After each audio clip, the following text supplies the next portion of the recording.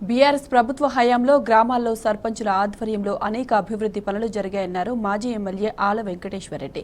మహబూబ్ నగర్ జిల్లా భూత్పూర్ మండలం అన్నాసాగర్ గ్రామంలో పదవీకాలం ముగిసిన సర్పంచ్, ఉప సర్పంచ్లను ఆయన సన్మానించారు. గ్రామాల్లో వైకుంఠధామాల నిర్మాణాలు, పల్లె ప్రకృతి వనాలు, గ్రామీణ క్రీడా ప్రాంగణాలు, నర్సరీలు, డంపు యార్డులు, నూతన పంచాయతీ భవనాల నిర్మాణాలు, పల్లె ప్రగతి వంటి కార్యక్రమాలను సర్పంచ్లు విజయవంతంగా పూర్తి చేశారని వెంకటేశ్వరరెడ్డి చెప్పారు.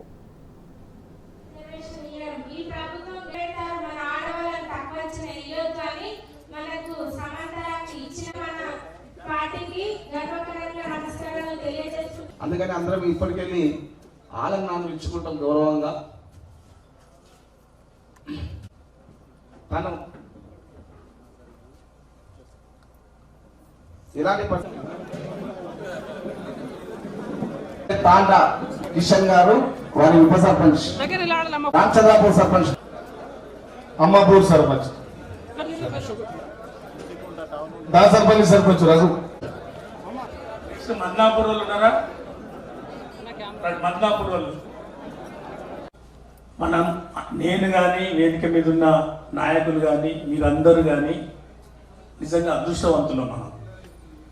ఎందుకంటే కేసీఆర్ గారి నాయకత్వంలో రాష్ట్రాన్ని సాధించుకున్నాం. కేసీఆర్ గారు ముఖ్యమంత్రిగా ఉన్న టైంలో ప్రజలు ఆశీర్వదించి 2 సార్లు ఎమ్మెల్యేగా నన్ను గెలిపించారు. మీ దాంట్లో మీ అందరినీ సర్పంచ్గా 1 టర్మ్ చేసిన వాళ్ళు ఉన్నారు, దీంట్లో కొంతమంది 2 టర్ములు చేసిన వాళ్ళు ఉన్నారు. అందుకే నిజంగా ఈ టర్ము కేసీఆర్ గారు ముఖ్యమంత్రిగా ఉన్న టర్ములో మనం ప్రజాప్రతినిధులుగా ఉండడం అనేది నిజంగా మనం చేసుకున్న అదృష్టం. అని